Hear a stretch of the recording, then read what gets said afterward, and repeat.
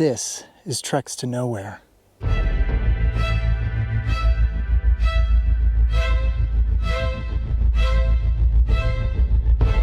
Welcome back, everyone. So, a trek to nowhere doesn't necessarily have to be about the where, but it can also be about the when. So, for example, some of my best memories within the U.S. National Park system are times where I chose to go to a very famous national park, but during that park's off-season, effectively getting to see parts of these amazing parks entirely on my own. And if any of you have been to any of the national parks within the US, you know how crowded they can get during the on-season. Now, I can also recall another example. One year on New Year's Eve, I decided to drive the 4 hours to Niagara Falls and stand over a very frozen Niagara River at the stroke of midnight. And when I did this, I was entirely alone without a single soul around. And I got to experience the bringing in of the new year entirely on my own, standing over one of the most well-known landmarks in the entire United States. Now, with that said, I want to take you back to January of 2018, when I was presented with an opportunity to experience the state of Colorado in a way that was up to that point completely foreign to me.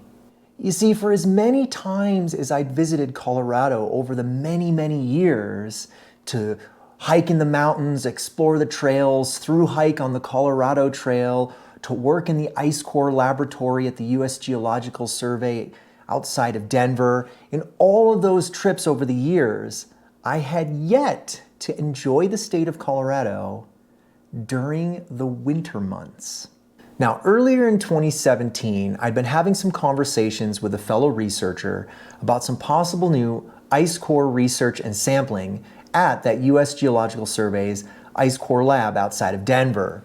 Now, her plan, at least on paper, was to cut and prepare several new thin sections of ice samples from Antarctica in order to analyze the ice crystal properties, the orientations, and the ice fabric. Now, ice fabric is simply a fancy way of saying how the individual ice crystals are generally oriented within the entire bulk of the ice sample.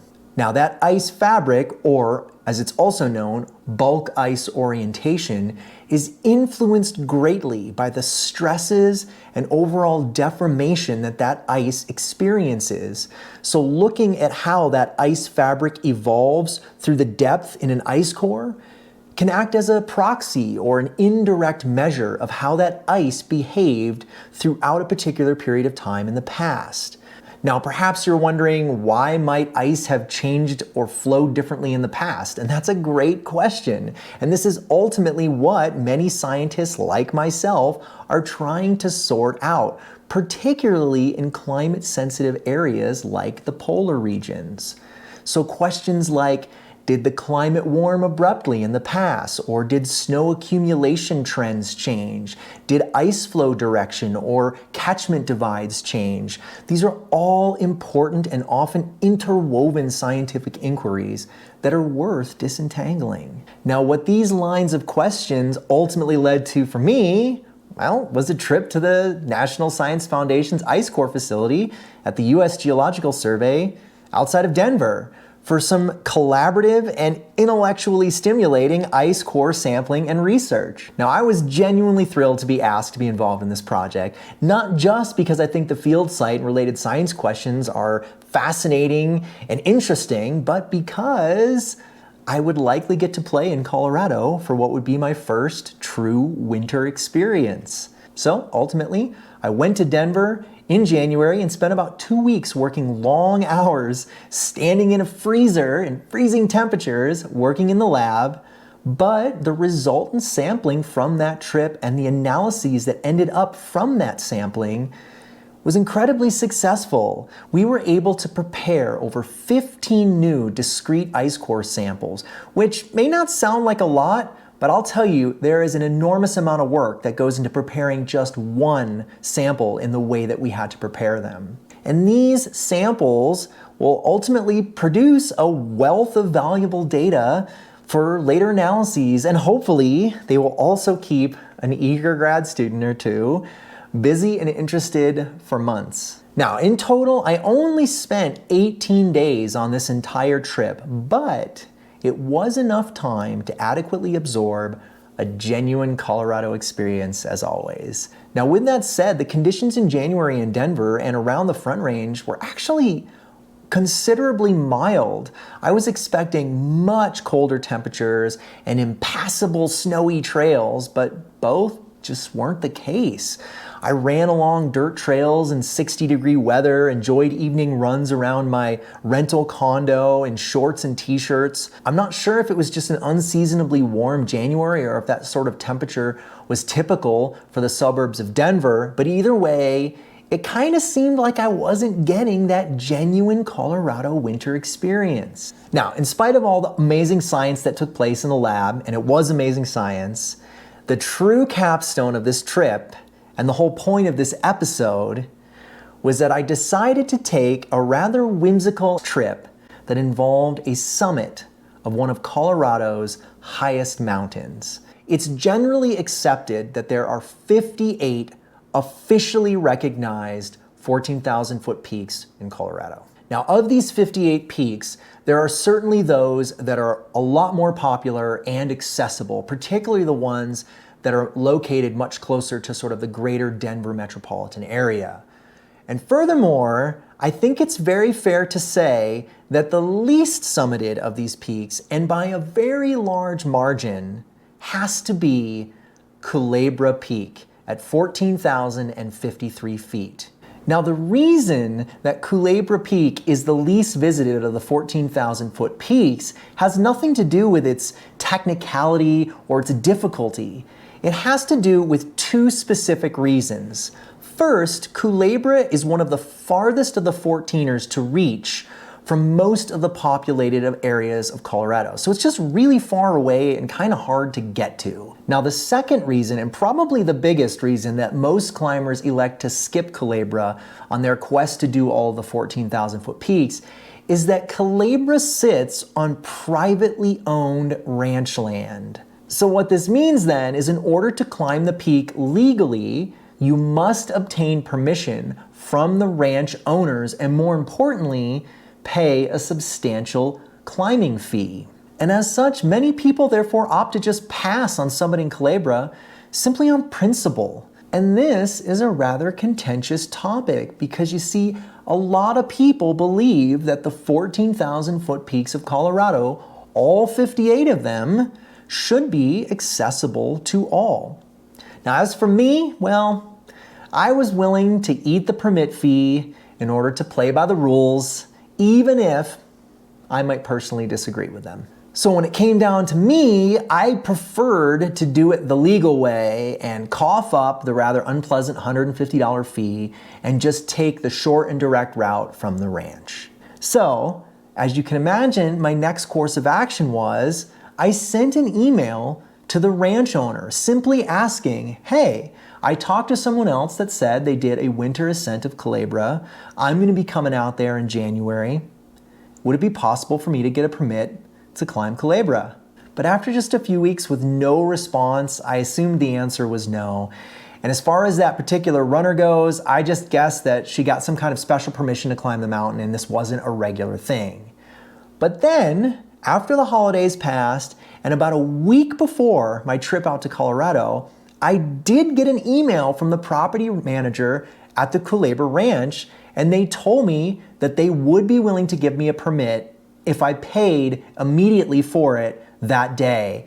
And I jumped out of my chair and I was like, yes, I'll pay for it. Here's my credit card. Give me the permit. I want to do this. This is amazing. I can't believe I'm going to get to climb Culebra in the winter of all times. So I was very excited. I was also a little nervous that I was getting scammed, but it was worth $150. So I paid the fee and immediately started making plans to climb Culebra in the winter. So just like that, I was now signed up with an official permit to climb Culebra Peak on Sunday, January 14th. I grabbed all of the collection of my various Colorado maps and I studied the Culebra route closely. I also went on 14ers.com and downloaded everything I could about the route. And it was actually one of the simplest routes of any 14er I've ever attempted or climbed. You start at a trailhead and it's basically a straight shot up to the summit. Nothing really too technical or steep. It's actually a pretty simple class 1 climb when not covered in snow. When covered in snow, I didn't know. I didn't know if it was gonna be icy. I didn't know if it was gonna be any sort of technicality to it, but it looked on paper, based on the contour lines, like a very moderately graded climb. Now, on the day of my hike, Sunday, January 14th, I left my rental condo in Denver at 2 a.m. in order to get to the ranch by 6 a.m., which was the required check-in time for anyone that was awarded a permit for that day. This meant a very long drive in the lonely hours of the morning. Now, of course, I made sure that I was accompanied by an extra large coffee to see me through the drive. I actually arrived a little bit early, around 5:15, and spent about 30 minutes just with my car open, sorting through all of my gear, making sure that I wasn't gonna forget anything, trying to remember that I was gonna be in very cold temperatures, extra layers, all these sort of things, hand warmers, toe warmers, things like that. And I thought that I remembered everything, but as I'll explain in a minute, I did forget something very crucial. I carried my satellite tracker, I had my communicator, I had my emergency kits, I had everything that I thought I would need. Now, something I did learn during check-in was that the climb for Culebra actually has 2 trailheads. There's an upper trailhead, which would make the climb about 7 miles round trip, and a lower trailhead, which was just right out the back door of the check-in facility, and that would make the entire trip about 15 miles round trip. Now, I was sort of hoping they would just kind of put us on a skidoo and take us up to the upper trailhead, but of course that wasn't the case. They kicked us out the back door and said, have fun. And 15 miles is not terrible, but on a snowy mountain that has unpredictable terrain where you have to do some route finding, that could be an entire day. So needless to say, I packed a few extra layers, I packed a few extra 100 calories, and I just wanted to make sure I was extra prepared for what could be a very long day. So the initial hike out the back door up the approach road in the wee hours of the morning was very long and accompanied by a very bitter cold. Now, I did wear my winter hiking shoes and they did a fairly adequate job at keeping my toes warm. Now, incidentally, these were the same shoes that I wore for my South Pole Marathon in minus 40-degree temperatures, so I suspected that they would be okay, but still, it was nice knowing that I had warm toes for at least the first part of the climb. Something that I had forgotten though, being that this was my first winter climb, was that it was gonna be a really long time before the sun finally came up over the mountains and I would start to get warm. I was so used to hiking in June or July that I just didn't consider the fact that it was gonna be several hours before the low sun would actually make it over the peak. So I spent most of the early morning hours just hiking in the dark and in the cold. And before hitting that first difficult climb on the route, I was actually really starting to feel the cold temperatures, even in my bones, despite wearing every single layer I had, including my super puffy down. But thankfully, once I started that climb, a little bit icy, a little bit steep, around 12,000 feet, my heart rate started going up and it finally kept me just warm enough to stay at sort of a steady state level. Right as I crested the lower ridge at about 13,200 feet, the sun finally beamed brightly over the ridge and across the beautiful snow. Sounds wonderful, doesn't it? However, it was right at that moment that I realized that I had made a monumental mistake when it came to what gear I was carrying. I had forgotten to bring my sunglasses. No!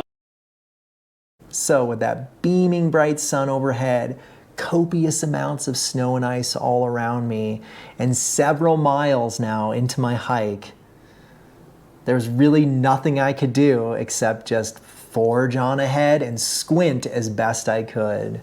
Thankfully, the hike from that lower ridge line over to the summit wasn't too difficult, and most of the snow along the ridge had been blown clear, so I was able to sort of squint adequately enough to keep that bright sun out of my eyes. And it made for surprisingly easy hiking considering I was almost at 14,000 feet. There were still a few patches of ice though, and it did require a few elevated moments of vigilance. Even with these factors though, and the additional ice and the snow and the sunshine, I was amazed at how fast I was able to make progress over to the summit. And in the end, I ultimately reached the summit after about 4 hours of hiking from my initial start down at the ranch. Okay, I am sitting on the top of Culebra Peak. My first winter ascent of a 14er, and it's beautiful up here. It was cold coming up in the shade, but now that the sun's out, it's delightful. I'll give you a quick panorama. That's where I came up. You can see the Blanca group out there. Lindsay panning this way. This is all over the summit here, and then that's Red Mountain back there. I might try and go hit that too. It's still pretty early, but yeah, all in all, very successful. I got a little cold, and I'm a little dehydrated. Got to drink up. My water froze, but good indeed. I rested there for quite some time on the summit while also struggling to drink my partially frozen water and wolf down some much needed calories. I was struck by the beauty of the view. Sitting atop a snow-covered mountain summit truly is an experience like no other. But after just a 15-minute respite, I eventually began the long trek back down to my car as I was starting to get quite cold. As expected, the return hike took considerably less time, and I made it all the way back down to my car in under 3 hours, including my break on the summit. Overall, the entire hike took me just about 7 hours, putting me back at my car at about 2 p.m. Of course, I still had the 4-hour drive back to Denver before I could truly call it a success. When it was all said and done, I did finally make it back to my rental condo by late evening and slept incredibly well that night with a big smile on my face. That is until about 3 in the morning, when I woke up with one of the worst headaches that I have ever experienced in my life. I realized after laying there for a few hours in this agonizing condition that I was suffering from the wonderful experience known as snow blindness.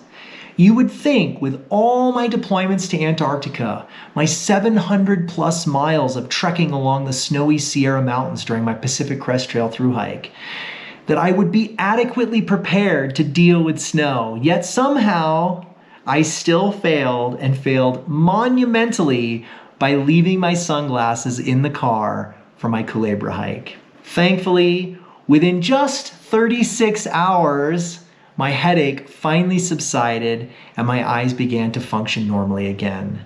But given this experience, it goes without saying, it's absolutely critical that you not only wear adequate sunblock anytime you're hiking in the sun, but to always have proper eye protection. Take it from me, you do not want to experience snow blindness. Now, since completing this climb, I have thought a lot about my various experiences on all of the other, now 53, 14er peaks that I've completed in Colorado.